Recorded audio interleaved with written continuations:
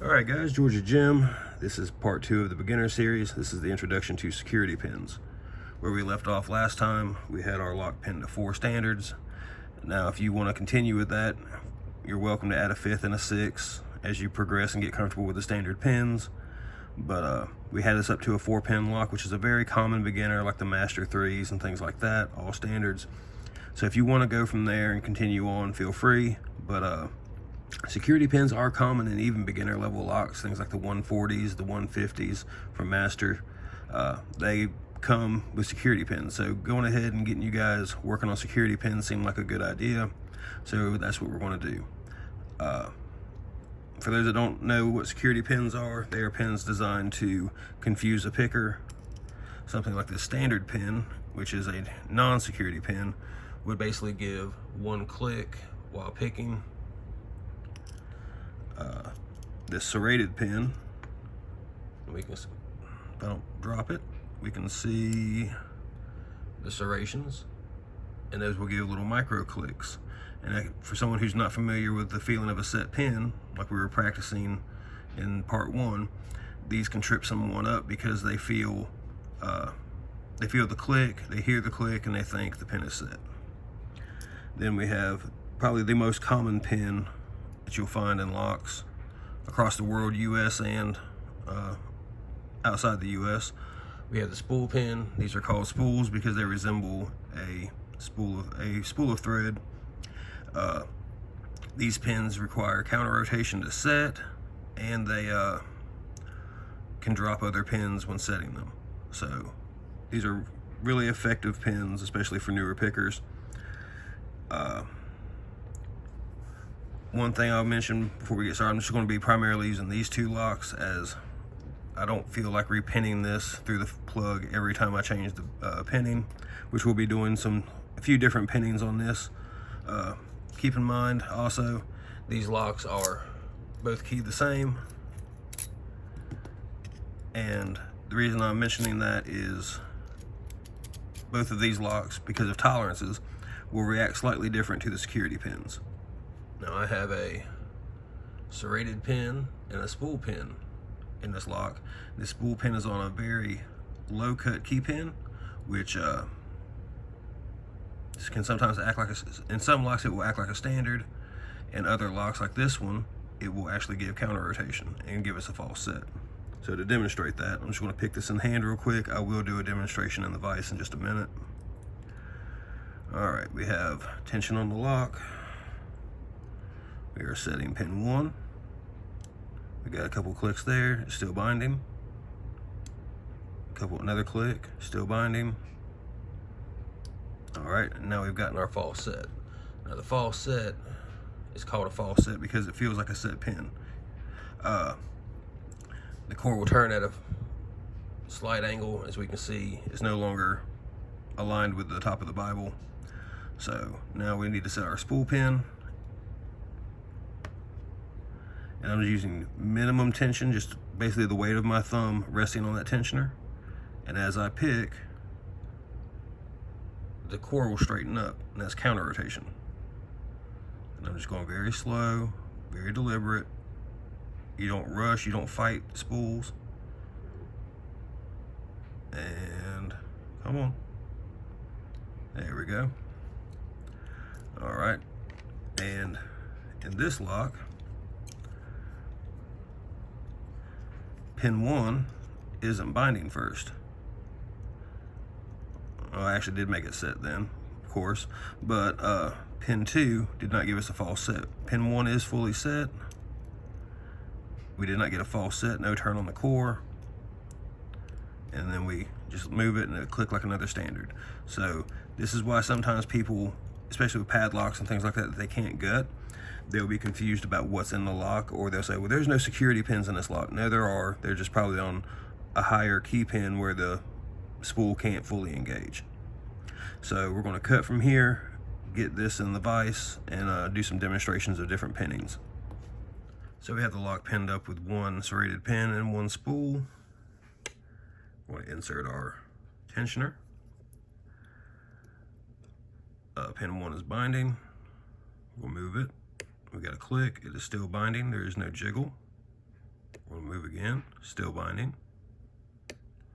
All right, now we can see that jiggle and we can feel it through our pick. So pin 2 is now binding, and as you lift on it, you will actually feel the core trying to recenter itself. And the only amount of tension you want to use is just enough of your finger resting on that tensioner. The harder you press down, the harder you're fighting the counter rotation. You're actually working against yourself. I want you to think of the pick as a gas pedal and the tensioner as your brake. Let me set those again. So as I'm pushing, if I start lifting the pin, the more tension I use, the harder it is to do that. Let me see if I can get that set again with, let's see. All right, there's our false set. The heavier the tension, when you let off, you're just going to fall back down. If you see how it's rocking? I got it up to the lip there, but as I rock the pick with heavier tension, it will fall back down like that. If I just keep my finger resting there, no pressure on it, just resting, just the weight of my finger resting on the tensioner, as I lift this pin, the lock will open. Now I'm gonna go ahead and add some more security pins. We're gonna add some more spools to this, and we'll keep it going. All right, so we now have the lock pinned up with 3 spools and 1 serrated. This pinning would mimic something like a Master 140. So if you have a practice lock that you can repin with security pins, this is a good way to save money on practice. It won't exactly replicate picking that lock, but it is a good method for you to just increase your skill and build practice on a budget. All right, we're going to insert our 30 thousandths tensioner, and with just the weight of my finger on the tensioner, we have pin 1, we got a click, it is still binding, another click, still binding, and now we have our false set. Pin 2 is counter rotating. When we've set that pin, we can verify with the jiggle. Pin 3 is counter rotating, and we have set that. We can see that jiggle on the spring and see the pin bouncing. And now pin 4 actually made the false set grow deeper. I will do this on the other practice lock in a minute where you guys can see the false set. And we're just going to work this pin up. I'm actually taking less pressure on to the tensioner now, like lightening up how much I'm even touching it to get this to counter rotate, and we have the lock open. One other thing I do want to show you before going to the practice lock is something called presetting. If you have a certain spool and the binding order will allow for it, you can set a pin before. Usually the way it works is the serrated pins or standard pins need to be set before you set spools, but often you can still set a spool. Like pin 2 is binding, so I can set it. You can see it's set now. Let's check pin 3. Pin 3 is loose. Pin 4 is loose. So now we'll set pin 1.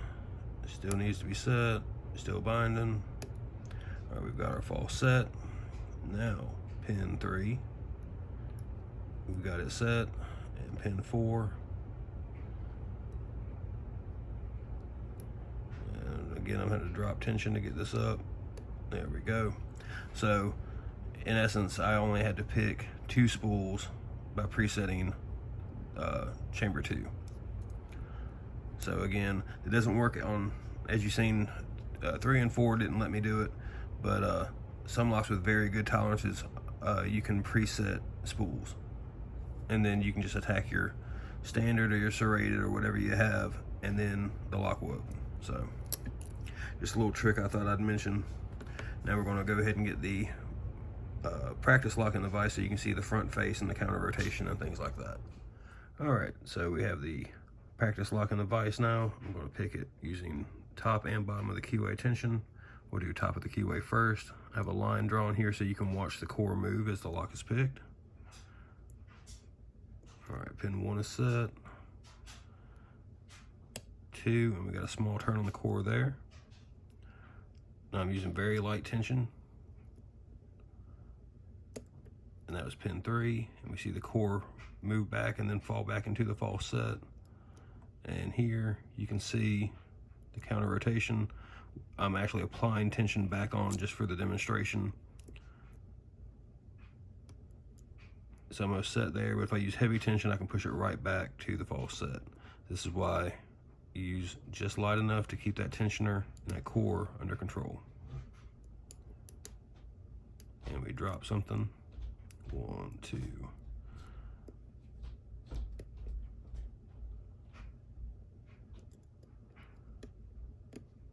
Pin 1. So, all right, so we had set all the spools, our serrated pin dropped, which again, with something the spool pins are designed to do is to make other pins drop as you counter rotate. So when that happens, don't just reset and give up. Feel around for those binding pins. Excuse my dryer, it's got to sing me a song. All right, so now we're using bottom of the keyway. Pin 1 feels set. Pin 2 gave us a little bit of counter rotation, or core rotation, I should say. Pin 3 is giving us counter rotation, and we got that set. And again, I'm just using just my thumb resting on that tensioner. It's kind of acting as a brake as I lift the pin to keep it nice and slow, nice and consistent. All right, 4 feels good. 3 needed to be set again, and we are open. So again, just practice with this. Start out with either one standard and one spool. Experiment with key pin heights. The shorter the key pin, the deeper the false set. The taller the key pin, the more it'll act like a standard pin and give you much shallower counter rotation. So all in all, just work on this. If you guys have any questions, comments, please feel free to leave them in the video. If you guys need some help with something, I'll do my best to walk you through it. All right, thanks.